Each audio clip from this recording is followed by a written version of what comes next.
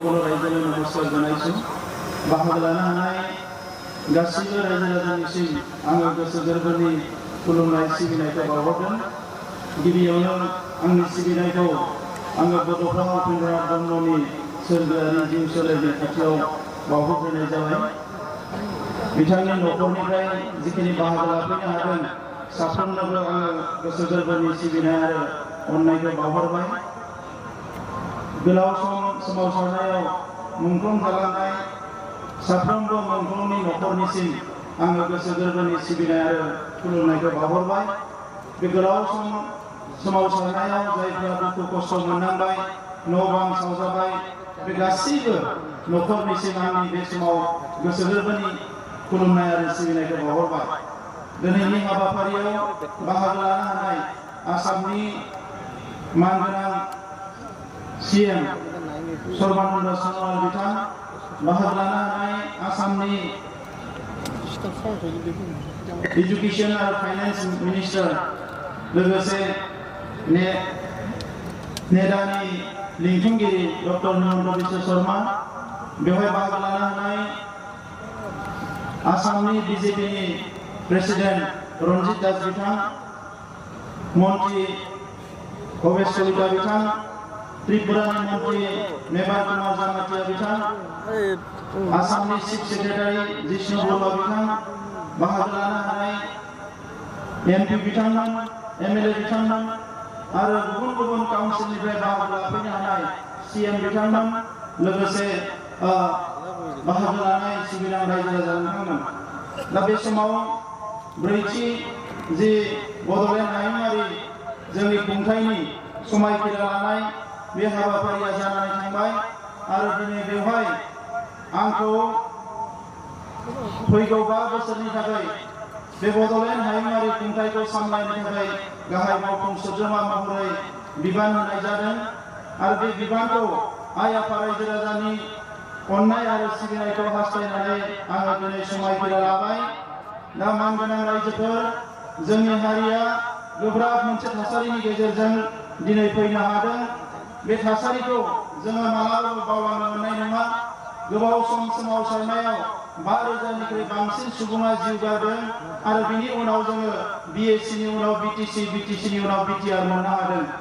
बे मोनथाम खुंथाय गोहोखौ जोङो मोनफुंनायनि उनाव हारिनि राजखान्थि मोनथायनि बाथ्राया दिनै जोंनि गेजेराव जोबनानै थाङाखैब्लाबो जोंनो जिखिनि नांगौ बेखौ जोङो मोनफुंनो हाबाय आरो बिनि गेजेरजोंनो बड'फा उपेन्द्रनाथ ब्रह्मआ जोंनो बिबान होलांनाय बुहुमाव बर' माहारिखौ मोनसे गेरेमसा माहारि दानायनि जे हाबाफारि बेखौ मावफुंनो थाखाय जों जानजि खाफ्रानांगोन।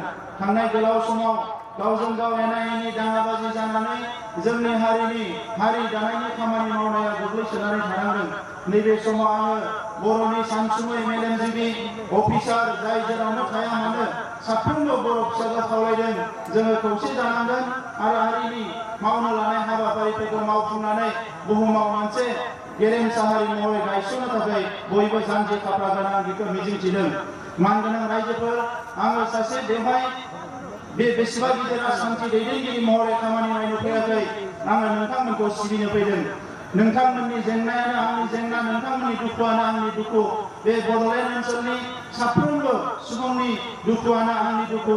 दा बेनिखायनो फारफ्रोमबो बिथिङाव जौगानाय लाबोनानै गासैबो जेंनाखौ सुस्रांनानै बिटिआर गोरोबथाखौ 100% इमप्लिमेन्ट खालामनानै जोंनि गेजेराव जोङो इयुननि जि मोनसे जौगासार बर' माहारि दानाय बे हाबाफारिखौ जोङो मावफुंगोन।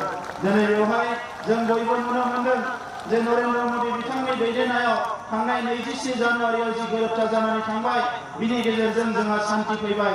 एनडिपिनि मोनब्रै हानजाया दिनै मोनसे नर्मेल लाइफ मोनसे खुंनो हाबाय।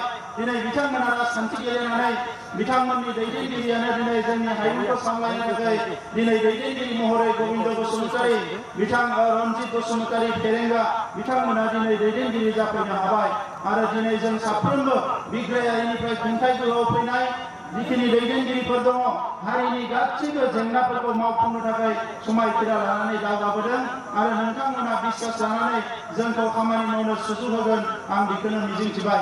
गोलाव बाथ्रा बुंनो सानाखै। दिनै नोंथांमोना दुखु खस्थ'जों बेसेबा गोबावजों जों थाबोबाय। सान्दुं अखायाव नोंथांमोना गसंबोबाय दुखु खैफोदाव गसंबोबाय बिनि थाखाय रोजा रोजा साबायखर बावबाय आरो थांनाय बिसायख'थियाव नोंथांमोना जे बेसेबांबा खस्थ' खालामनानै जोंखौ देरहाहोबाय बिनि थाखायबो आङो नोंथांमोननिसिम साबायखर बावहरबाय আজি আমার এই সভাত উপস্থিত অসমৰ আমাৰ সকলো শ্ৰদ্ধাৰ সম্মানেৰ মুখ্যমন্ত্ৰী সৰ্বানন্দ সোনোৱাল ডাঙৰীয়া ইয়াত উপস্থিত আমাৰ অসমৰ বিত্ত আৰু শিক্ষা লগতে health minister doctor Himanta Biswa Sarma ডাঙৰীয়া ইয়াত উপস্থিত অসমৰ ৰাজ্যিক ভাৰতীয় জনতা পাৰ্টিৰ সভাপতি ৰঞ্জিত দাস ডাঙৰীয়া ইয়াত উপস্থিত আমাৰ মন্ত্ৰীসকল সাংসদসকল আমাৰ ইউপিপিএল প্ৰতিষ্ঠাপক সভাপতি ইউজি ব্ৰহ্ম ডাঙৰীয়া আৰু ইয়াত উপস্থিত আমাৰ 6 শিডিউল কাউন্সিলৰ সিএম সকল অটোনমাস কাউন্সিলৰ সিএম সকল আৰু উপস্থিত বিভিন্ন আমাৰ নেতৃবৃন্দ উপস্থিত মোৰ শ্ৰদ্ধা ৰাইজ আমাৰ ইয়াত উপস্থিত হওয়া অসমৰ বিভিন্ন ছাত্ৰ সংগঠনেৰ সামাজিক সংগঠনেৰ ধৰ্মীয় অনুষ্ঠানেৰ পৰা উপস্থিত হওয়া মোৰ শ্ৰদ্ধাৰ ব্যক্তিসকল সাংবাদিক বন্ধুসকল মই আজি এই কাৰ্যসূচীত আপোনালোক সকলোলৈ আদৰণি জনাইছো আৰু আজি এই সভাখন সফল কৰাৰ কাৰণে আমি আপোনালোকক আন্তৰিকতাৰে ধন্যবাদ জনাইছো বহু বছৰৰ সংগ্ৰামৰ পিছত এটা কাউন্সিল পুনৰ গঠন হ'ল যোৱা 27 জানুৱাৰীত ভাৰতৰ প্ৰধানমন্ত্ৰী সকলোৰে শ্ৰদ্ধাৰ সন্মানৰ এজন মহান নেতা নৰেন্দ্ৰ মোদী ডাঙৰীয়াৰ নেতৃত্বত তেখেতৰ ব্লেছিঙত অমিত শ্বাহ ডাঙৰীয়াৰ নেতৃত্বত অসমৰ মুখ্যমন্ত্ৰী আৰু অসমৰ বিত্তমন্ত্ৰী ডক্টৰ হিমন্ত বিশ্ব শৰ্মা ডাঙৰীয়াৰ নেতৃত্বত যি এটা শান্তি আৰু প্ৰগতিৰ চুক্তি হৈ গ'ল এই চুক্তিৰ বাবে আজি আমাৰ ইয়াত ৰাইজে এটা বিচৰা নিচিনা এটা অনুকূল এটা পৰিৱেশ বা ভাল এটা পৰিৱেশ পাবলৈ সক্ষম হৈছে এই কাৰণে প্ৰথমতে আজি এই সোয়াৰিং সেৰেমনিৰ দ্বাৰাই মই এই উপস্থিত হোৱা সকলো ব্যক্তিৰ লগতে ভাৰতৰ প্ৰধানমন্ত্ৰী আৰু ভাৰতৰ গৃহমন্ত্ৰী ডাঙৰীয়াক নমস্কাৰ জনাইছো ধন্যবাদ জনাইছো বড়োফা উপেন্দ্ৰনাথ ব্ৰহ্ম এই অঞ্চলক আগুৱাই নিয়াৰ কাৰণে বড়োসকলৰ লগতে বিভিন্ন জনগোষ্ঠীৰ সমস্যাবিলাক সমাধান কৰি এটা সুস্থ বাতাবৰণ সৃষ্টি কৰি সকলোক জীয়াই থকাৰ কাৰণে এটা পৰিৱেশ সৃষ্টি কৰিবলৈ প্ৰয়াস কৰিছিলে তেখেতৰ যি মহান আদৰ্শ লিভ এণ্ড লেট লিভ সেই শ্লোগানটো লৈ পেলাই দীৰ্ঘদিনীয়া আমি সংগ্ৰাম কৰিলোঁ আৰু সংগ্ৰামৰ অন্তত 27 জানুৱাৰীত এটা চুক্তি হৈ গ'ল আৰু সেই চুক্তিৰ দ্বাৰাই যি আমাৰ অঞ্চলত এতিয়া শান্তি আহিছে দীৰ্ঘদিনীয়া হিংসা হত্যা আমাৰ মাজত যিটো অনিশ্চয়তা অবিশ্বাস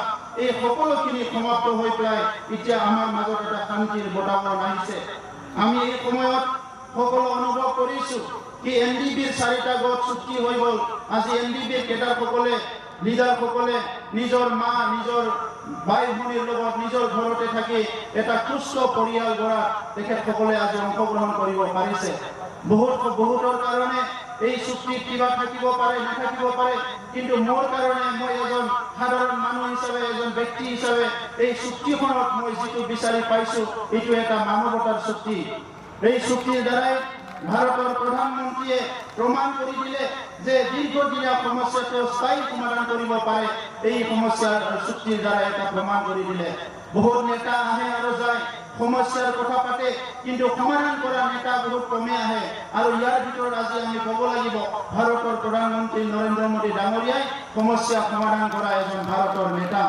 আৰু তেখেতৰ যি ভিজনাৰী যি ষ্টেপ এই ষ্টেপৰ দ্বাৰাই এই ইনিচিয়েটিভৰ দ্বাৰাই অকল বড়োসকলৰ মাজত নহয় মই আশা কৰিছো অনাগত দিনত আমাৰ আদিবাসীসকলৰ আৰু বিভিন্ন যি সশস্ত্ৰ সংগ্ৰামী আছে এই সকলৰ সমস্যা সমাধান কৰাটো তেখেতসকলে ইনিচিয়েটিভ ল'ব অসমৰ পৰা এই গোটেই সমস্যা সমাধান কৰা নেতৃত্ব লৈ সকলো ইনিচিয়েটিভ আগবঢ়াৰ কাৰণে মই অসমৰ মুখ্যমন্ত্ৰীৰ লগতে ডক্টৰ হিমন্ত বিশ্ব শৰ্মা ডাঙৰীয়াক এই সময়ত ধন্যবাদ জনাইছো আজিৰ এই শুভক্ষণত মই ধন্যবাদ জনাব বিচাৰিছো বিজেপি ইউপিপিএল আৰু গণ সুৰক্ষা পাৰ্টি মিলি পেলাই এটা নতুন চৰকাৰ গঠন কৰা হ'ল আৰু ইয়াৰ কাৰণে মই সাংসদ নৱকৰণীয়া ডাঙৰীয়াক ধন্যবাদ জনাইছো কি দীৰ্ঘদিন ধৰি ইয়াত জাতি জনগোষ্ঠীৰ মাজত যি বিভাজন সৃষ্টি হৈছিলে, পোৱা নোপোৱা লৈ পেলাই বিভিন্ন জনৰ যি সমস্যাৰ সৃষ্টি হৈছিলে, এই সকলো সমস্যা সমাধান কৰিবলৈ আজি একত্ৰিত হৈ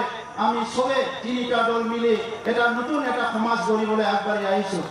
মই আপোনালোকৰ আগত স্পষ্ট ভাষাৰে ক'বলৈ বিচাৰিছো, এই নতুন চৰকাৰ বিটিআৰত যিটো হ'ব, এইটো ক্ষমতাৰ কাৰণে হোৱা চৰকাৰ নহয়, এইটো সমস্যা সমাধানৰ কাৰণে হোৱা চৰকাৰ। গতিকে আপোনালোকে আমাক সহযোগ কৰক, আপোনালোকে আগবাঢ়ি আহক।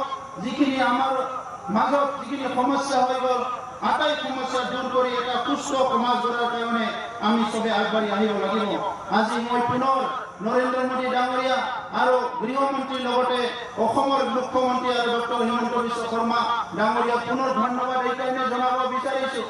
বিটিএছচি অঞ্চলত বহুখিনি নিৰ্বাচন হৈ গ'ল, প্ৰতিটো নিৰ্বাচনত হত্যা হিংসা বিভিন্ন পৰিস্থিতি হৈ গ'ল, কিন্তু এইবাৰ 2020 চনত প্ৰথম এনেকুৱা নিৰ্বাচন হ'ল য'ত নেকি কোনো মানুহ প্ৰাণ হেৰাব লগা হোৱা নাই। সেইকাৰণে প্ৰশাসনকো মই ধন্যবাদ জনাইছো আৰু নেতৃত্বক ধন্যবাদ জনাইছো।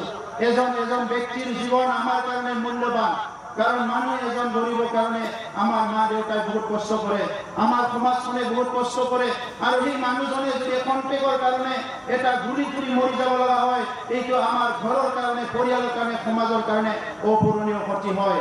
মই সেইকাৰণে ধন্যবাদ জনাইছো। মই আশা ৰাখিছো আমাৰ অসমৰ মুখ্যমন্ত্ৰী ডক্টৰ হিমন্ত বিশ্ব শৰ্মা ডাঙৰীয়াৰ নেতৃত্বত অসমত বাকী থকা যিখিনি উগ্ৰপন্থী সমস্যা এইখিনি স্থায়ী সমাধান হ'ব।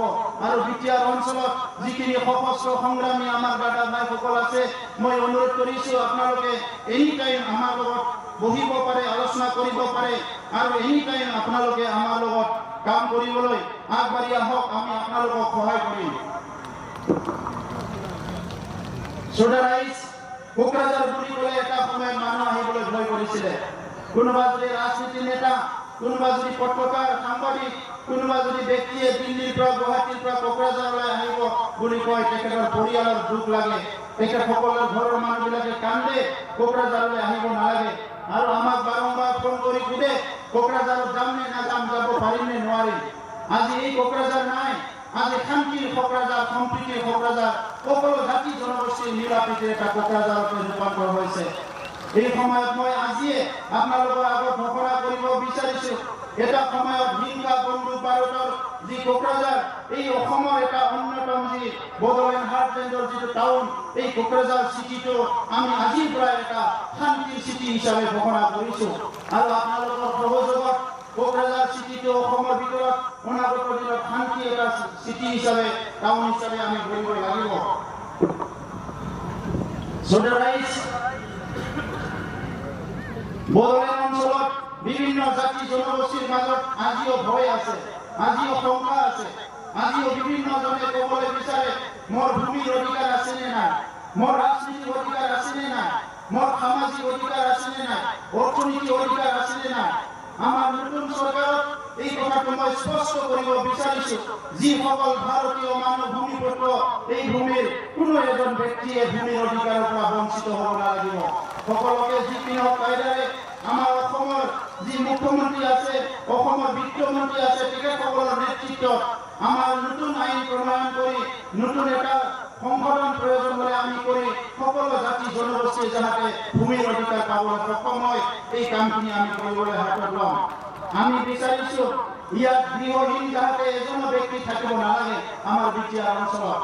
এই অঞ্চলত যাতে দুৰ্নীতি আমাক সদায় গ্ৰাস কৰিব নোৱাৰে, এইকাৰণে দুৰ্নীতি মুক্ত এটা প্ৰশাসন গঢ়িব লাগিব, হিংসা মুক্ত এটা প্ৰশাসন, এটা অঞ্চল গঢ়িব লাগিব, এটা ফিয়াৰ ফ্ৰী যিটো নেকি আমাৰ ভয় মুক্ত এটা এটা পৰিৱেশ আমি গঢ়িবলৈ গৈ আছো। আৰু ইয়াতে যাতে কোনো ব্যক্তিয়ে ভোকা থাকিব নালাগে, গৰীবৰ সংখ্যা বাঢ়ি গৈছে, এইকাৰণে আমি কৈছো যাতে কোনো মানুহ ইয়াতে ভোকা থাকিব নালাগে, এইকাৰণে আমি একেলগে কাম কৰিব লাগিব।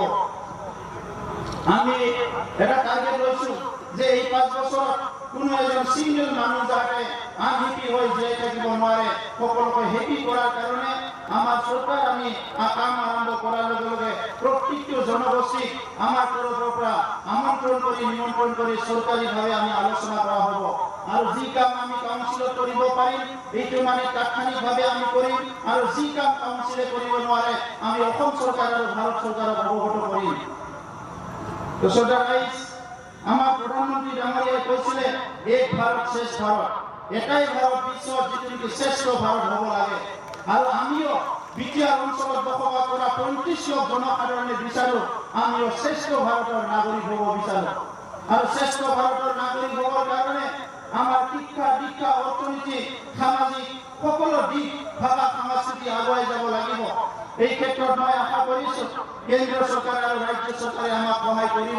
আৰু আমি সকলোৱে ইয়াত এজন যিসকলে আজি নিৰ্বাচিত হৈ আহিছে, যিসকল আজি ইএম হ'ব, আমাৰ এমচিএল হিচাপে কাম কৰিব, সকলো ব্যক্তিয়ে আপোনালোকৰ এজন সেৱক হৈ আমি কাম কৰিম। আমি আপোনালোকৰ নেতা নহয়, আপোনালোকৰ বেটা হয়, আপোনালোকৰ পুত্ৰ হয়। গতিকে আপোনালোকে আমাক নেতা নিচিনা নাচাব, আপোনালোকে নিজৰ পুত্ৰ বুলি নিজৰ ভাই বুলি আঁকোৱালি ল'ব আৰু আপোনালোকক সেৱা কৰিবলৈ আমি আগবাঢ়ি আহিছো। দীৰ্ঘদিন ধৰি হত্যা হিংসা হৈ যোৱাৰ ফলত বহুত মানুহৰ আজি ভয় আছে।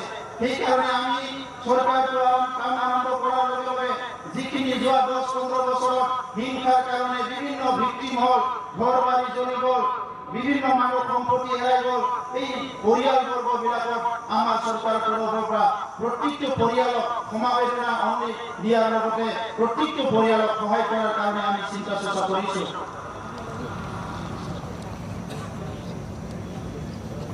শেষত মই এইটোকে ঘোষণা কৰিব বিচাৰিছো যে আমি নিৰ্বাচনৰ সময়ত লৈ আহিছো যে এই অঞ্চলত আমি সাৰ্ভে কৰিলো প্ৰায় 2,40,000 মানুহ এতিয়ালৈকে ঘৰ নাই। এই ঘৰখিনি আমি সজাই দিব লাগিব। স্বাধীনতাৰ ৭৪ বছৰ পিছত আমাৰ অঞ্চলত এতিয়াও মানুহবিলাক নলীৰ পানী খাই আছে। বহুত দুখ লাগিছে। ৰাস্তা ফুৰি যাবলৈ ৰাস্তা নাই বহুত অঞ্চলত এতিয়ালৈকে। গতিকে আজি আমাৰ বহুত প্ৰত্যাহ্বান আছে, কিন্তু কোনো প্ৰত্যাহ্বানে আমি যদি প্ৰয়াস কৰোঁ, আমি যদি চেষ্টা কৰোঁ, আমাক বাধা দি ৰাখিব নোৱাৰে। কামটো নকৰিলে কৰি থাকে, কিন্তু কৰিলে কোনো কাম কৰি থাকিব নোৱাৰে। সেইকাৰণে মই আজি আমাৰ এই বিটিচি ছেক্ৰেটাৰিয়েটত আৰু বিটিআৰ অঞ্চলত যিমানখিনি বিষয়া কৰ্মচাৰী ইমান দিনে কাম কৰি আছে, ৰাইজক সেৱা কৰি আছে, তেখেতসকলক মই অনুৰোধ কৰিছো যে নতুন চৰকাৰৰ সময়ত নতুন চৰকাৰক আপোনালোকে সম্পূৰ্ণ সহযোগ কৰি আৰু যিখিনি ইয়াত নিয়ম নীতিবিলাক আমি সলনি কৰিম যে দুৰ্নীতিমুক্ত আৰু নিকা এটা স্বচ্ছ প্ৰশাসন গঢ়াৰ কাৰণে আপোনালোকে সহযোগ কৰিব লাগিব। পদক্ষেপত পুনৰবাৰ অসমৰ মুখ্যমন্ত্ৰী ডাঙৰীয়া ডক্টৰ হিমন্ত বিশ্ব শৰ্মা ডাঙৰীয়া সকলো মন্ত্ৰীসকল মই ধন্যবাদ জনাইছো আৰু আমাৰ ভাৰতৰ প্ৰধানমন্ত্ৰী নৰেন্দ্ৰ মোদী ডাঙৰীয়া আৰু অমিত শ্বাহ ডাঙৰীয়াক ধন্যবাদ জনাইছো। বিশেষকৈ আজি ক'ব লাগিব নৰেন্দ্ৰ মোদী ডাঙৰীয়াৰ মাৰ্গদৰ্শন আৰু যি অমিত শ্বাহ ডাঙৰীয়াৰ চুক্তিৰ আগত আৰু চুক্তিৰ পিছত যি এটা অভিভাৱক দায়িত্ব পালন কৰিছে, এইটো আমাক সঁচাকৈ এটা এনকাৰেজ কৰিছে আৰু সাহস দিছে। চুক্তিখন হৈ গ'ল, চুক্তি ৰূপায়ণ কৰাৰ ক্ষেত্ৰত গৃহমন্ত্ৰী ডাঙৰীয়াই সদায় তৎপৰ হৈ আছে আৰু আজি আমি চৰকাৰ গঠন কৰিব পাৰিছো। এই চৰকাৰ গঠন কৰাত তেখেতসকলৰ আশীৰ্বাদ আশীষ আমাৰ সদায় আছে। তো সেইকাৰণে তেখেতসকলক নমস্কাৰ জনাই আজি মোৰ বক্তব্য মই সামৰিবলৈ ওলাইছো। কিন্তু ইয়াৰ আগতে আমাৰ এই বিটিআৰ অঞ্চলত প্ৰথমবাৰৰ কাৰণে UPPL, BJP আৰু GSPৰ যি কেণ্ডিডেটসকলক জয়যুক্ত কৰালে, ইয়াৰ কাৰণে ৰাইজক মই ধন্যবাদ জনাইছো। আপোনালোকে আমাক আমাৰ ওপৰত বিশ্বাস ৰাখিছে, আস্থা ৰাখিছে আৰু আজিৰ পৰা আপোনালোকৰ বিশ্বাস আৰু আস্থাটো মনত ৰাখি আমি আপোনালোকৰ কাৰণে কাম কৰি যাম। এইখিনি কথাকে কৈ মই ধন্যবাদ জনাইছো। খুলুমবাই, নমস্কাৰ, ভাৰত মাতা কি জয়।